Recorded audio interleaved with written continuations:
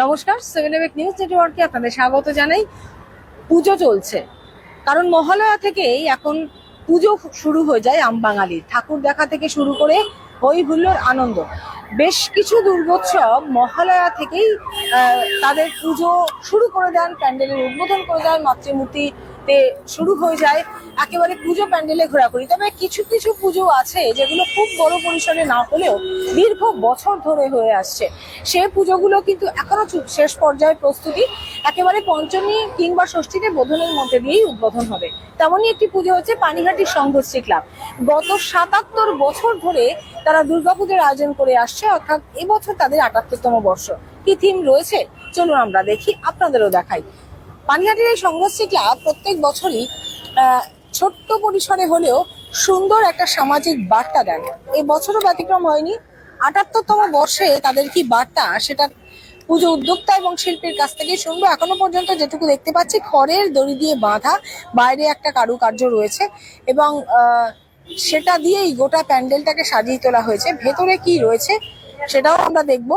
তবে গত বছরও আমরা একটা সুন্দর বার্তা দেখেছিলাম, সামাজিক বার্তা তারা দিয়েছিলেন। এবছর ৭৮তম বর্ষের পুজোয় কি বার্তা দেন সেটা অবশ্যই জানবো। আর গত ৭৭ বছর ধরে পুজো মানে দীর্ঘকালের পুজো পানিহাটির এই সংঘশ্রী ক্লাব, তারা কিন্তু মাতৃমূর্তিতেও একটা অভিনবত্ব রাখে। এবছরেও তার ব্যতিক্রম হয়নি। এখনো শেষ পর্যায়ে প্রস্তুতি চলছে।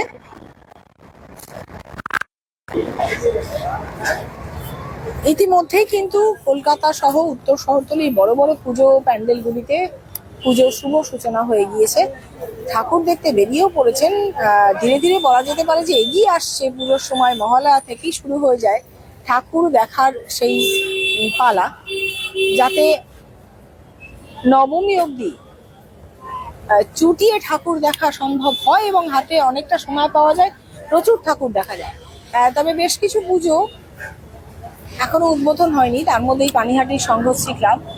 দীর্ঘদিনের এই ক্লাবটি গত ৭৭ বছর ধরে পুজোর আয়োজন করে আসছে, স্বাধীনতার বছর থেকে। একেবারে খড়ের দড়ি দিয়ে কাজ, অর্থাৎ প্রাকৃতিক দ্রব্য ব্যবহার করে এই পুজো প্যান্ডেলটিকে সাজিয়ে তোলা হয়েছে। আমরা ভিতরে যাব, সেখানে দেখবো কি আছে, কিভাবে তৈরি হচ্ছে, থিমের নামই বা কি।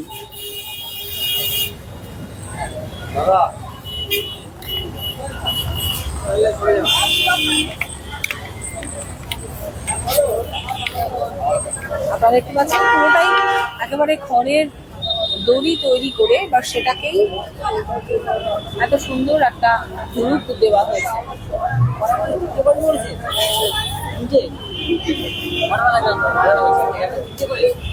ভেতর দিকটা আপনাদের তুলে ধরছি এবার।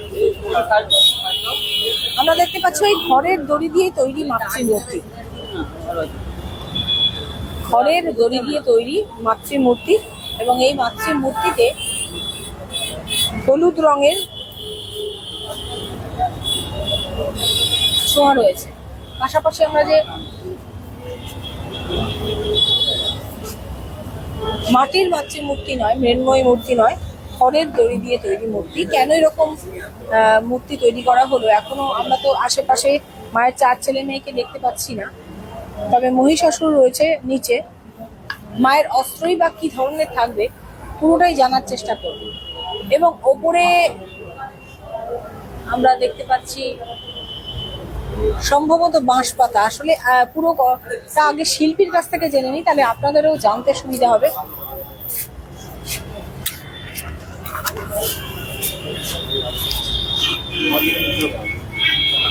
প্রথমত গত বছর একটা সুন্দর বার্তা দেওয়া হয়েছিল। বাবা মানে পরিবারে বাবা কতটা বোঝা, কতটা পরিশ্রম করে তার সন্তান, তার স্ত্রী তাদের আগলে রাখে। এবছরও একটা বার্তা, একটা ছোট্ট পরিসরের মধ্যে এত সুন্দর একটা সামাজিক বার্তা। এটুকু দেখতে পাচ্ছি প্রকৃতিজাত দ্রব্য দিয়ে আপনি আজ এবার পুজো প্যান্ডেল সাজিয়েছেন। মাতৃমূর্তি মৃন্ময়ী নয়, সেটাও খড়ের তৈরি জিনিস দিয়ে। কেন, কি বার্তা দিতে চান? এবছর আমাদের বার্তাটা দেওয়ার আগে আমি কিছু বলতে, এবছর আমাদের জায়গাটা পারমিশন পাওয়ার জন্য খুব সমস্যা হয়েছে।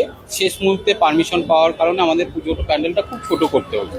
কিন্তু ছোট করার মধ্যে মধ্যে আমার তখন থেকে একটা চিন্তা ছিল যুব সমাজের কাছে কিছু দেওয়ার।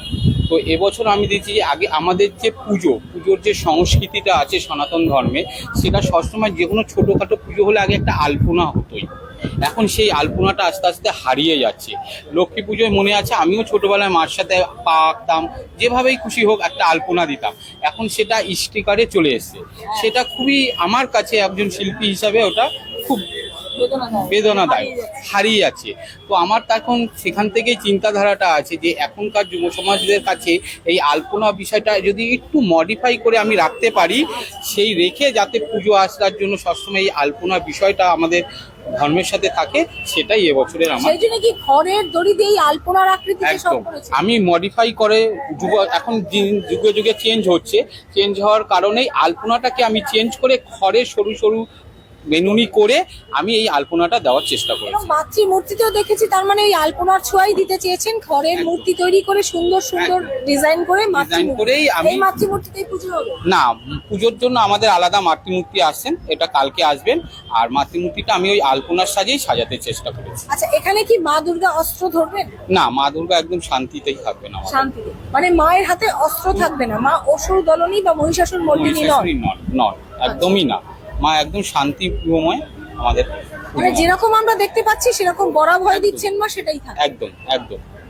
মায়ের 4 ছেলে মেয়ে থাকবে না, শুধু মাই থাকবে? হ্যাঁ, মায়ের 4 ছেলে থাকবে, একটু আলাদাভাবে সাজ হচ্ছে। ওটা আমাদের একটু বিকেলের মধ্যে হয়ে যাবে। আচ্ছা, ওটা আলাদাভাবে আলাদা। সেটাও কি খড়েরই তৈরি? না, ওটা একটু মডিফাই। যেটা আমাদের সরা শিল্প ছিল, আমি সেই সরা শিল্পটা আমি দেখাচ্ছি। মেজো, এটা ছোট পুতুলগুলো বার কর না, সরাটা। মানে ওখানেও আপনি যে হারিয়ে যাওয়া যে শিল্পটা আছে, সরা শিল্পটা, যেটা একদম সরা পুজো হতো, সেই শিল্পটার থেকে মানে শিল্পটা হারাচ্ছে না, শিল্পটা তৈরি করার কারিগর হারাচ্ছে। জেনারেশনে মানে পরের জেনারেশনটা কেউ করতে চাইছে না, তার যা পারিশ্রমিক অনুযায়ী সেই সরাটা বিক্রি হয় না। তো সেই শিল্পটাও হারিয়ে যাচ্ছে। সেই শিল্পটা আমি ছোট্ট মায়ের মূর্তির সাথে আমি তুলে ধরতে চাইছি। আমরা একটু দেখে নেব।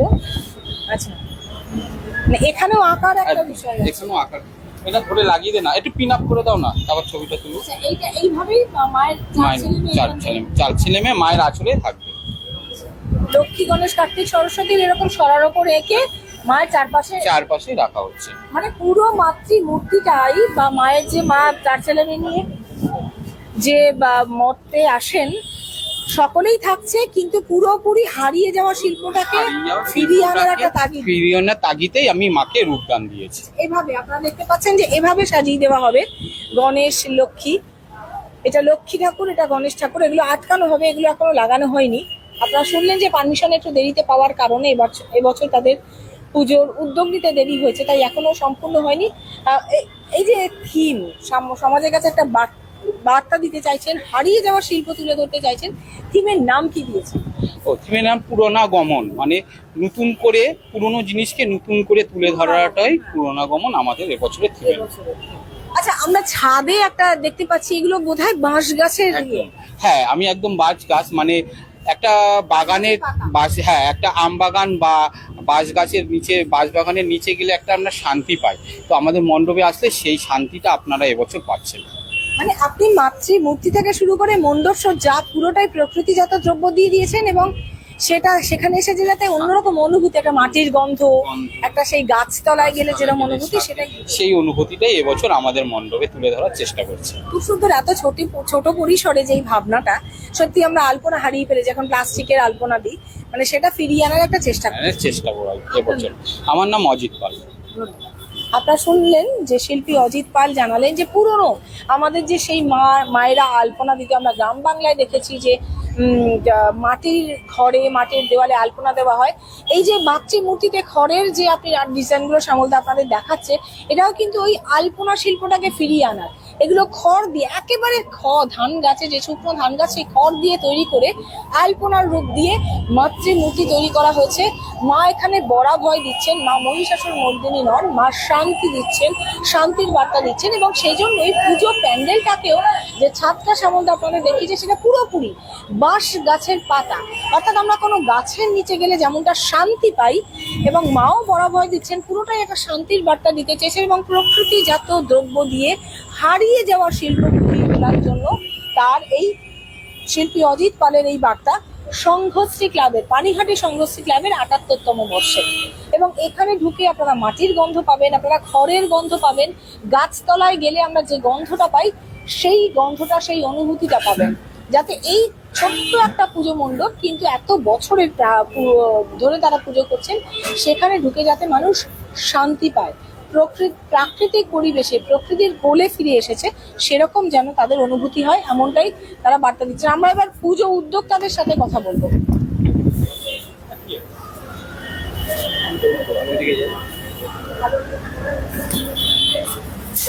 আমরা পুজো উদ্যোক্তাদের সাথে কথা বলি। গত ৭৭ বছর ধরে পুজো করছেন, এবছর ৭৮তম বছর, মানে পানিহাটির একটা প্রাচীন দুর্গোৎসব বলা যেতে পারে। সেদিক থেকে আমরা গত বছরও দেখেছি শিল্পী অজিত পালই কাজ করেছিলেন।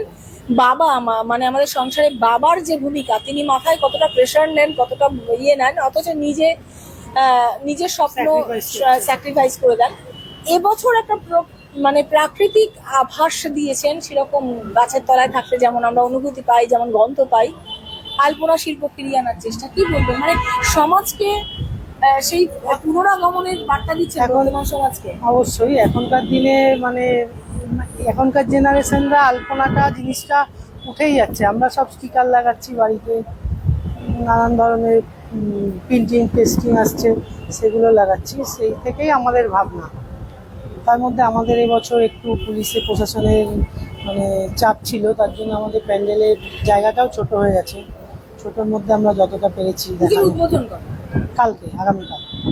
তাহলে তো এখন চূড়ান্ত একদম শেষ সময় কাজ চলছে, মানে আজকে রাতের মধ্যেই শেষ হবে।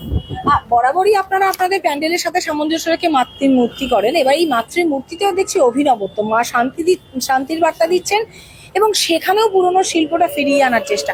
তাহলে কি এখানে ঢুকে যে আমরা যে গাছতলায় বসে যেমন অনুভূতি পাই বা হারিয়ে যাওয়াটাকে যে আলপনা বলে, আলপনা যেমন দেখতে হয়, নতুন প্রজন্মের কাছে সেটাই তুলে ধরতে চাই। হ্যাঁ, আমাদের পুরোটাই এরকমই ভাবনা। আমাদের ঠাকুরও প্যান্ডেলের সাথে ম্যাচিং করে করা। এবছর আমাদের শিল্পী এটা মানে আমাদের দেখানোর পর দিয়ে আমাদের ভালো লেগেছে এই জিনিসটা। পুরোপুরি শিল্পীর ভাবনা এটা। মানে আপনারা তো তৈরি করেছেন। আমরা, হ্যাঁ অবশ্যই। আপনার নাম? আমার নাম রাজ। আমরা উদ্যোক্তাদের সাথে কথা বললাম, আমরা শিল্পী অজিত পালের সাথে কথা বললাম। সত্যি ভেতরে একটা গাছের তলায় বসলে যেরকম অনুভূতি পাওয়া যায়, গাছের তলায় বসে যেরকম গন্ধ পাওয়া যায়, আর এরকম অসাধারণ মাতৃমূর্তি, খুব সাধারণ, খুব সিম্পল জিনিস দিয়ে তৈরি। এবং সেই জিনিসটা কিন্তু খড়, যে শুকনো ধান গাছ ফেলে দেওয়া হয় সেটাই তুলে এনে সেই খড় দিয়ে দড়ি তৈরি করে বেনি বেঁধে সেটাকে দিয়ে আলপনার আকৃতি দেওয়া হয়েছে, সেটা দিয়ে মাতৃমূর্তি। এবং প্রকৃতিজাত দ্রব্য ব্যবহার করে প্রকৃতিতে এক কোলে ফিরিয়ে দেওয়ার একটা চেষ্টা। বা নতুন প্রজন্ম যে আলপনা, তারা এই যে আমরা চালের গুঁড়ো দিয়ে বা খড়ি মাটি দিয়ে বিভিন্ন জিনিস দিয়ে যে আলপনা দেওয়া হতো, হয়তো এখনো গ্রামে আছে, হয়তো কি গ্রামের দিকে আছে, কিন্তু শহুরে জীবনে কোথাও একটা হারিয়ে গিয়েছে। আমরা প্লাস্টিকের স্টিকার আলপনা সেটে দিই, সেটাকেই ফিরিয়ে আনার জন্য নতুন প্রজন্মের, বর্তমান প্রজন্মের কাছে এইটাকে আলপনা বলে, সেইটা ফিরিয়ে আনার জন্য। এবং পুজো মণ্ডপটায় ঢুকলে পুরোপুরি প্রাকৃতিক একদম গাছের তলায় এসে আশ্রয় নিয়েছি এরকমই একটা অনুভূতি দেওয়ার জন্য এমন সুন্দর একটা ছোট্ট জায়গায় এমন সুন্দর একটা প্যান্ডেল তৈরি করে সামাজিক বার্তা দিতে চেয়েছেন নতুন প্রজন্মের কাছে। তাই অবশ্যই ভীষণ সুন্দর প্যান্ডেল। যদিও পুলিশ প্রশাসনের পারমিশনের জন্য দেরিতে কাজ শুরু হলেও আগামীকাল উদ্বোধন, এই মুহূর্তে চূড়ান্ত পর্যায়ে কাজ চলছে। তাই পানিহাটির এই প্রাচীন পুজো, গত ৭৭ বছরের পুজো, পানিহাটি সংঘর্ষী ক্লাবের ঠাকুর, প্রত্যেক বছর মানুষের ঢল পড়ে যায় একেবারে বিটি রোডের ধারে। এবছরও কিন্তু এত সুন্দর একটা প্যান্ডেল আপনারা দেখতে হলে অবশ্যই চলে আসুন পানিহাটি সংঘর্ষী ক্লাবে। প্রকৃতিজাত দ্রব্য দিয়ে শান্তির বার্তা দিয়েছেন তারা। সেভেন নিউজ দেখুন, আমরা বিভিন্ন পুজো প্যান্ডেলের পাশাপাশি অন্যান্য বিভিন্ন খবরের আপডেট কিন্তু পর পর তুলে ধরছি। আপনাদের যদি ভালো লাগে তাহলে অবশ্যই সেভেন নিউজ নেটওয়ার্ক চ্যানেলটিকে লাইক করবেন, সাবস্ক্রাইব করবেন, বেল আইকন বাটন প্রেস করতে ভুলবেন না। পাশাপাশি আমাদের হোয়াটসঅ্যাপ চ্যানেলটিকেও ফলো করবেন। শ্যামল পাল, গৌতমী নাথ, সেভেন নিউজ। জয় হিন্দ।